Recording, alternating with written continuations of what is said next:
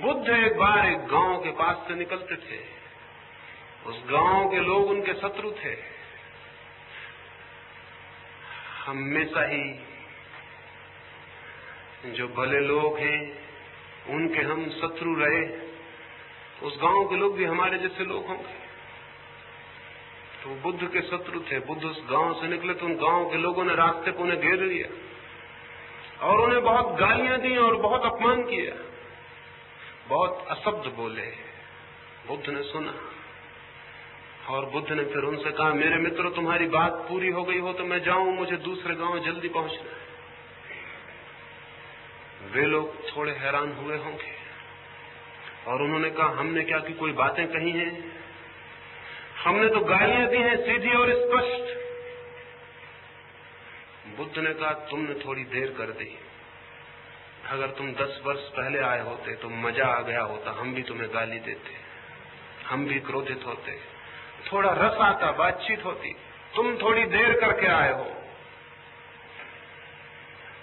अब मैं उस जगह हूं कि तुम्हारी गाली लेने में असमर्थ हूं। तुमने गाली दी वो तो ठीक, लेकिन तुम्हारे देने से ही क्या होता है? मुझे भी तो भागीदार होना चाहिए। मैं उसे लूं तभी तो उसका परिणाम हो सकता है, लेकिन मैं तुम्हारी गाली लेता नहीं, क्योंकि कोई पागल ही गाली ले सकता है, कोई समझदार गाली कैसे लेगा? मैं दूसरे गांव से निकला था, वहां के लोग मिठाइयां लाए थे भेंट करने। मैंने उनसे कहा, मेरा पेट भरा है, तो वो मिठाइयां वापस ले गए। जब मैं न लूंगा तो वो मुझे कैसे दे जाएंगे?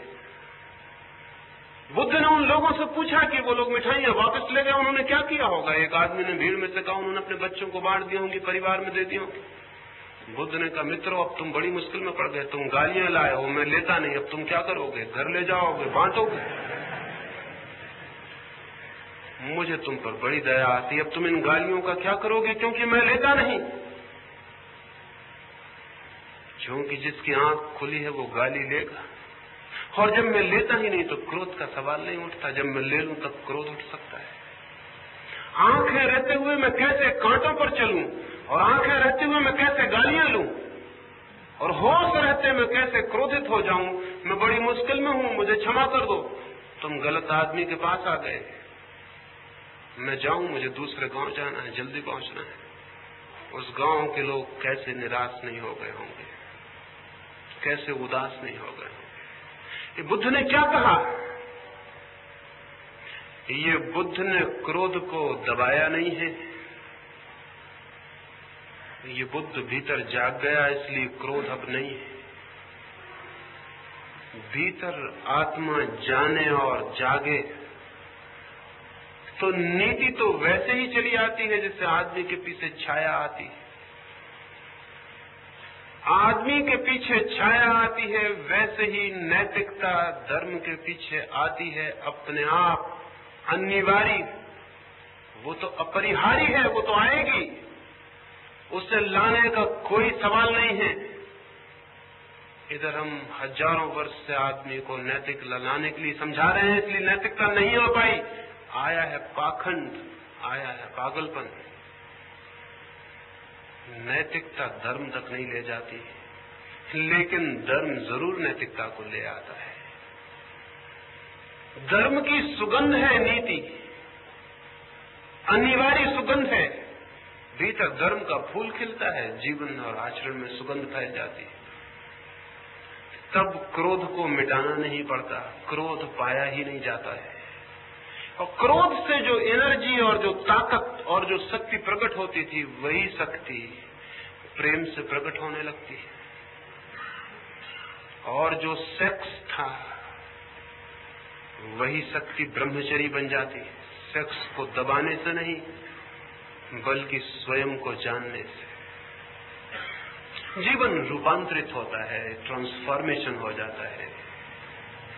एक आदमी अपने घर के बाहर खाद के ढेर लगा ले तो उस घर में रहना मुश्किल हो जाएगा, उस घर में दुर्गंध भर जाएगी, उस घर के पास से निकलना मुश्किल हो जाएगा, उस घर के वासी बहुत कठिनाई में पड़ जाएंगे, वो घर नरक हो जाएगा। लेकिन अगर वही आदमी उस खाद को अपनी बगिया में डाल दे और बीज बो दे, तो उस घर में फूल खिल जाएंगे और घर में सुगंध फैल जाएगी, उसके रास्ते से निकलने वालों को भी सुगंध का फायदा मिलेगा। ये सुगंध क्या है? ये वही दुर्गंध है जो खाद में छिपी थी, वही रूपांतरित होकर पौधों में जाकर सुगंध बन गई। प्रेम क्या है? वही जो क्रोध था। और ब्रह्मचर्य क्या है? वही जो सेक्स था। ये दुश्मन नहीं है एक दूसरों के, ये उन्हीं शक्तियों का रूपांतरण है। वे ही शक्तियां परिवर्तित हो जाती। इसलिए अगर आपके भीतर क्रोध है तो आप धन्य हैं, क्योंकि आपके भीतर ताकत है और प्रेम का जन्म हो सकता है। और अगर आपके भीतर सेक्स है तो आप धन्य हैं, क्योंकि वही ताकत ब्रह्मचर्य बन सकती है, वही ताकत परमात्मा तक पहुंचने का मार्ग बन सकती है। इसलिए दुखी न हो और आत्मनिंदा न करें कि मेरे भीतर क्रोध है, काम है, फला है, ढिका है। आत्मनिंदा न करें, ये नैतिकता आत्मनिंदा सिखाती है, सेल्फ कंडेमनेशन सिखाती है। और जो आदमी खुद की निंदा करने लगता है, जो आदमी अपनी ही आंखों में गिर जाता है, उस आदमी के विकास के सब द्वार बंद हो गए, उस आदमी का ऊर्ध्वगमन बंद हो गया। अब वो ऊपर नहीं जाएगा, अब उसकी नीचे की यात्रा शुरू हो गई। वो जितना अपनी की निंदा करेगा उतना ही नीचे गिरता जाएगा और नीचे गिरता जाएगा। इसलिए जिन कौमों ने बहुत नैतिकता की बातें की हैं, उनका आदमी एकदम कुरूप हो गया है, एकदम अगली हो गया। जिन कौमों ने नैतिकता की बहुत बातें की हैं, उनका आदमी दीनहीन हो गया।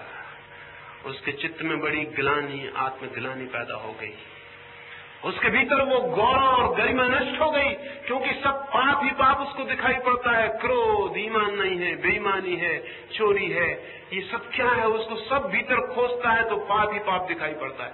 और इस पाप ही पाप में वो दबा जाता है, टूटा जाता है, नष्ट हुआ जाता है। इस ग्लानि को छोड़ दें।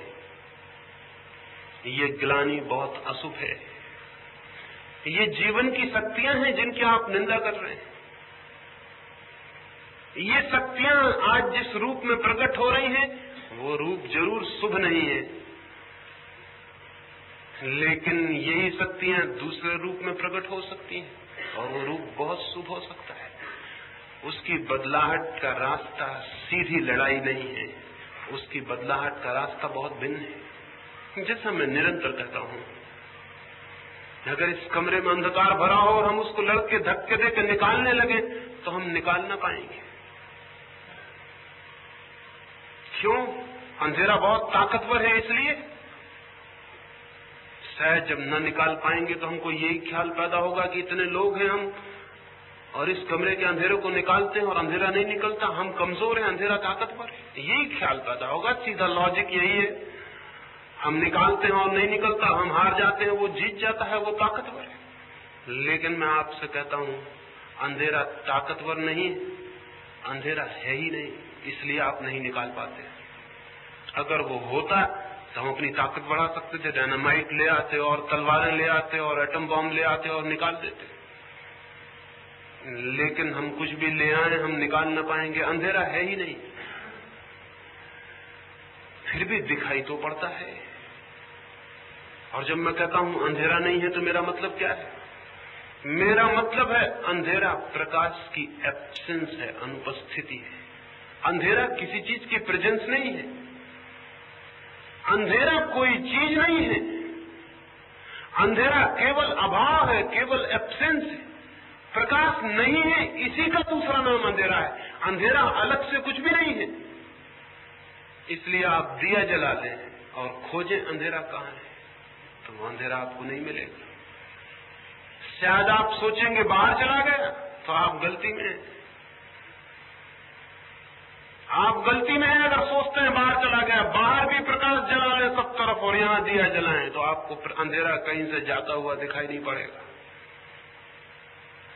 अंधेरा था ही नहीं, चला गया, ये भाषा की गलती है।